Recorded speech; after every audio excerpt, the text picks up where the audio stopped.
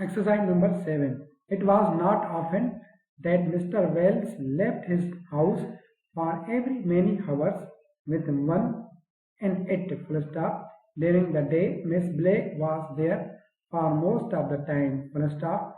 Miss Blake could not be called his housekeeper, comma, as he himself kept watch on the stores and on the money spent, full stop. In fact, he bought most of the food, comma, cleaning materials, comma, and so on, comma, on his way, some from the office, and merely passed them to Miss Blake to put away, full stop.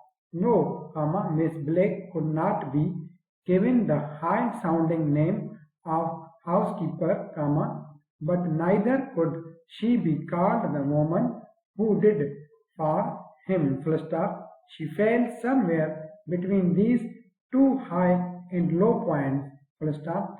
She was a daily help of the most valuable kind, comma, and she looked after the house of Mr. Wells with as much care as she would have looked after her own, and in the evening she went off, comma, and even Mr. Wells did not know where she went or what she did, full stop.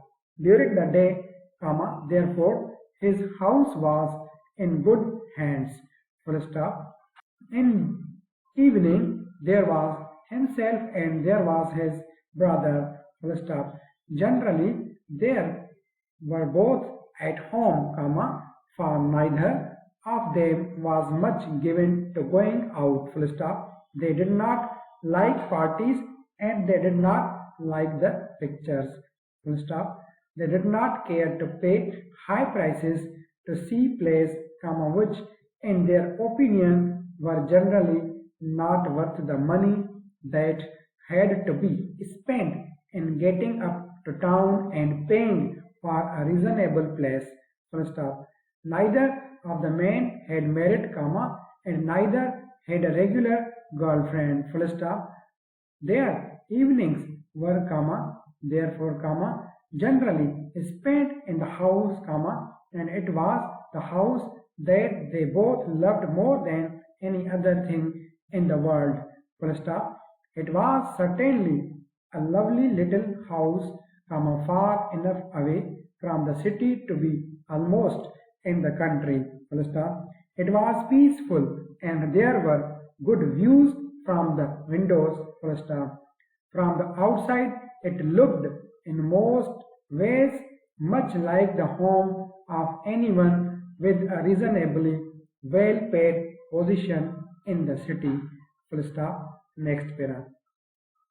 Few people ever stepped inside, but those who did were greatly surprised, comma, for certainly the inside of the house was not in any way like the common run of houses, full stop. It was full of the most valuable things, comma, all carefully placed and marked, full stop.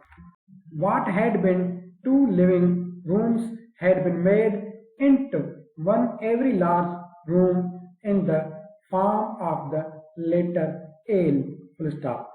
The room was white and as clean as if it had been in the hands of the painter that very day, full stop. Everything in the room was clearly a showpiece, full stop, something bought at a sale and for a high price had to be paid, full stop. The pictures were old masters and the books were beautiful covered, full stop. The table and all other pieces had been carefully bought one by one, comma, as opportunity and money made such buying possible, full stop. It was such a room as one might expect to find in one of the grey houses built in a past age, comma, but no one could possibly expect to see anything of the kind in such a place, full stop. The room was priceless, comma, for many of the objects could not be found for a second time, full stop. And so the brothers spent their evenings and weekends among their much loved objects of art, and tried to make still more perfect that which was already perfection, full stop. It was not often, as we have said, that Mr. Wells left his house with neither his brother nor Miss Blake in it, full stop. But on that night he had done so, full stop.